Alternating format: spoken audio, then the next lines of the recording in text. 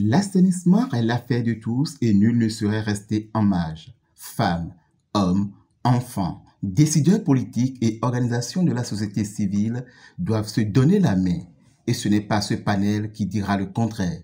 Un panel dont le thème est « Genre, l'inclusion à tous les niveaux dans le secteur de l'assainissement ». Monsieur Sen a eu une intervention très intéressante à ce niveau-là, où il disait qu'il faisait effectivement, il demandait à plusieurs personnes, mais je pense que ça serait bien justement de prendre le genre en considération. C'est-à-dire qu'une personne à mobilité réduite, il doit y avoir une femme, il doit y avoir un homme, de manière à ce que ces personnes-là puissent justement venir lui faire remonter un petit peu tous les problèmes qu'eux ont à leur niveau.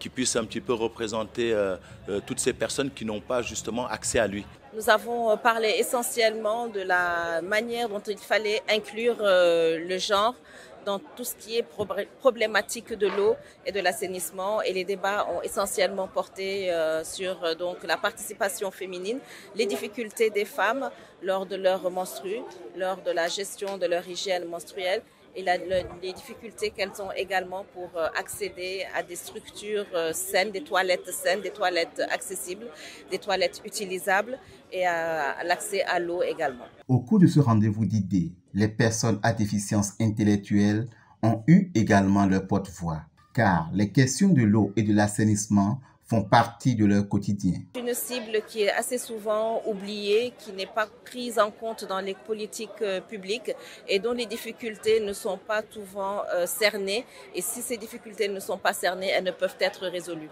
Donc le travail de Special Olympics, c'est donc d'œuvrer à l'inclusion de toutes les personnes ayant une déficience intellectuelle, dont notamment ces jeunes filles et ces jeunes femmes.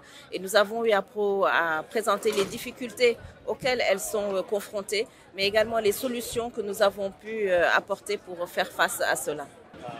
Les filles, c'est d'abord la grande lutte que nous menons pour l'éducation des filles.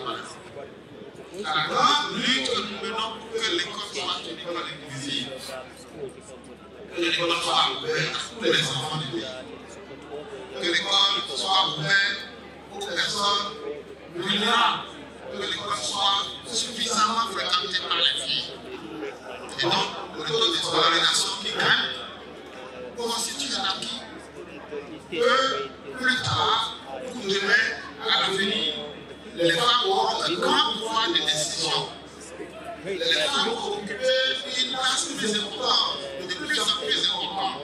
Le problème n'est pas seulement au niveau scolaire ou au niveau public, mais qu'il y a aussi, ce problème-là se pose aussi dans le domaine sportif. L'eau et l'assainissement font partie des défis mondiaux urgents auxquels il faille apporter des solutions en tenant compte des acquis déjà enregistrés. Pour un cadre sain, il faut une véritable inclusion à tous les niveaux du secteur de l'assainissement et de l'eau, sans oublier la question genre.